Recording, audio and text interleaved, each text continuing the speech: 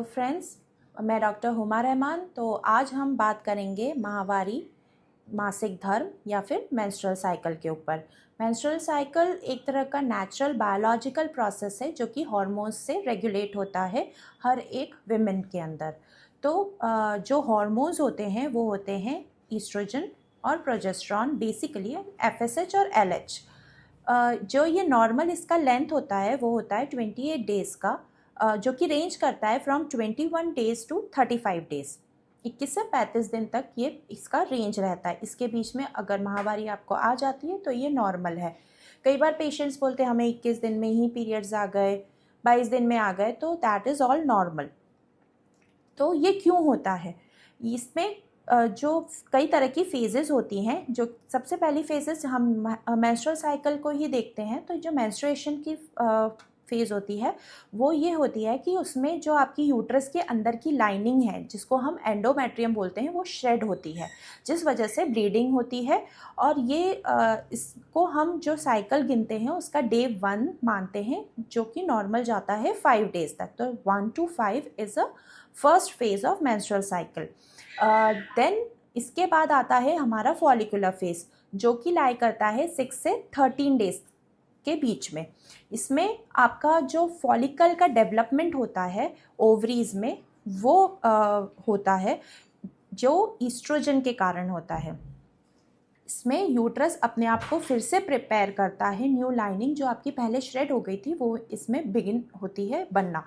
इसके अलावा इसके बाद आता है आपका ओव्यूलेशन फेज। ओव्यूलेशन फेज आपका डे 14 को आता है। ओव्यूलेशन फेज वो होता है जब आपकी ओवरी एग रिलीज करती है। यही टाइम होता है फर्टिलाइजेशन का। अगर इस टाइम आपका स्पर्म आ गया तो वो फर्टिलाइज हो जाता है एग। अगर स्पर्म नहीं आया तो देन अगेन वो ओवम फिर आपका रिलीज होगा अगले मेंस्ट्रुअल साइकिल में। ओके, तो ये जो ओव्यूलेशन का टाइम होता है डे 14, ये आपका फर्टाइल विंडो कहलाता है। इसके अलावा फिर बाद में आपका आता है 15th डे से 28 डेज के बीच में ल्यूटियल फेज। इसमें आपका अगर प्रेगनेंसी ठहर जाती है तो प्रोजेस्टेरॉन रिलीज होता है एंडोमेट्रियम को प्रिपेयर करने के लिए, ताकि वो प्रेगनेंसी को बियर कर सके। इसमें अगर फर्टिलाइजेशन नहीं हुआ तो जो प्रोजेस्टेरॉन हार्मोन है वो ड्रॉप हो जाता है और मेंस्ट्रुअल साइकिल फिर अगले महीने फिर वापस आ जाती है। तो ये आपके 28 डेज़ का पूरा एक साइकिल हो गया। इस तरह से चलता है। अब हम ये देखते हैं कि क्या क्या मेंस्ट्रुअल साइकिल से रिलेटेड जो कंपोनेंट्स हमारे पास, जो प्रोडक्ट्स अवेलेबल होते हैं, वो क्या क्या हम यूज़ कर सकते हैं, जो लड़कियां यूज़ कर सकती हैं। वो या तो सैनिटरी पैड्स होते हैं, टैम्पॉन्स होते हैं, मेंस्ट्रुअल कप्स होते हैं, और कुछ रीयूजेबल आजकल क्लॉथ पैड्स भी आ रहे हैं, वो भी यूज़ कर सकते हैं। बट बेटर है कि हम रीयूजेबल क्लॉथ यूज़ करने की बजाय हम डिस्पोजेबल पैड्स वगैरह, टैम्पॉन्स इस तरह से यूज़ करें, क्योंकि उसमें इन्फेक्शन लाई करने का चांसेस रहता है। इसके अलावा क्या क्या कॉमन इश्यूज़ होते हैं जो आपके मेंस्ट्रुएशन से रिलेटेड होते हैं। कॉमन इश्यूज़ जैसे कि डिस्मेनोरिया मतलब कि बहुत ज़्यादा पेट में दर्द होना उस टाइम, जो पेनफुल पीरियड्स होते हैं वो, उसको हम बोलते हैं डिस्मेनोरिया। इसके अलावा मीनोरेजिया होता है, बहुत ज़्यादा एक्सेसिव ब्लीडिंग अगर होती है उसको हम मीनोरेजिया बोलते हैं। ओलिगोमेनोरिया मतलब कि बहुत ही स्पॉटिंग टाइप के पीरियड्स आए या आए नहीं, इस तरह की, इसको ओलिगोमेनोरिया बोलते हैं। इसके अलावा एमेनोरिया मतलब कि एब्सेंस ऑफ पीरियड्स आ ही नहीं रहे बिल्कुल भी, ना स्पॉटिंग हो रही है ना कोई ब्लड जा रहा है, उसको हम एमेनोरिया बोलते हैं।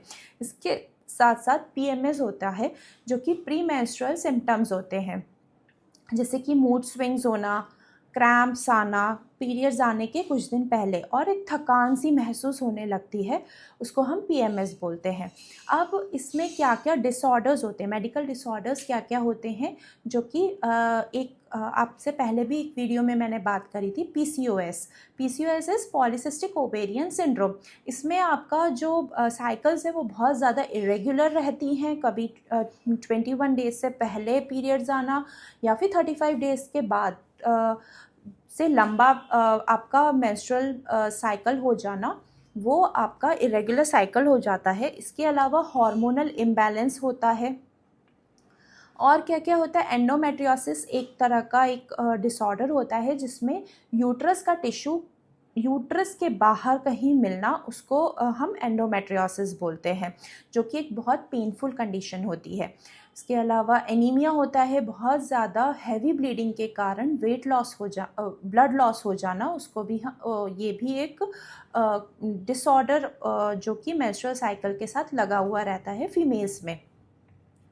तो क्या क्या न्यूट्रिशनल नीड्स होती हैं जो मेंस्ट्रुअल साइकिल के दौरान एक फ़ीमेल को क्या क्या डाइट का अपनी ध्यान रखना चाहिए। तो एक तो सबसे पहले आयरन रिच फूड्स खाना चाहिए, जैसे पालक हो गया, बीन्स हो गए, गुड़ हो गया। अगर नॉनवेज खाते हैं तो अंडा, मीट, ये सब खा सकते हैं टू प्रिवेंट एनीमिया। इसके अलावा कैल्शियम रिच फूड्स खाने हैं जिसमें कैल्शियम रहे, मैग्नीशियम रहे और विटामिन डी रहे, जिससे आपकी जो मसल्स हैं वो रिलैक्स रहें और बोन हेल्थ भी प्रॉपर बनी रहे। प्रॉपर हाइड्रेशन रखना है, पानी अच्छे से पीना है, क्योंकि इस टाइम ब्लॉटिंग और थकान बहुत ज़्यादा होती है। अगर आप पानी का ध्यान नहीं रखेंगे तो ये इसकी समस्या आपको हो सकती है। तो कम से कम दिन भर में 2 से 3 लीटर पानी आपको रोज़ पीना है। इसके साथ साथ आपको कॉफ़ी अवॉइड करनी है, जंक फूड अवॉइड करना है, और अगर बहुत ज़्यादा हाई शुगरी कंटेंट फूड जो होते हैं वो आपको मेंस्ट्रुएशन में अवॉइड करना है।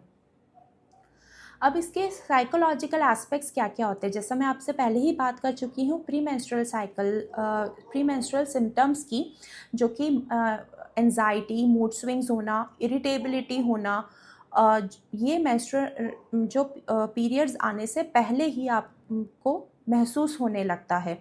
इसके अलावा प्री मेंस्ट्रुअल डिस्फोरिक डिसऑर्डर, जो कि PMDD भी कहा जाता है, ये PMS से भी ज़्यादा सीवियर होता है।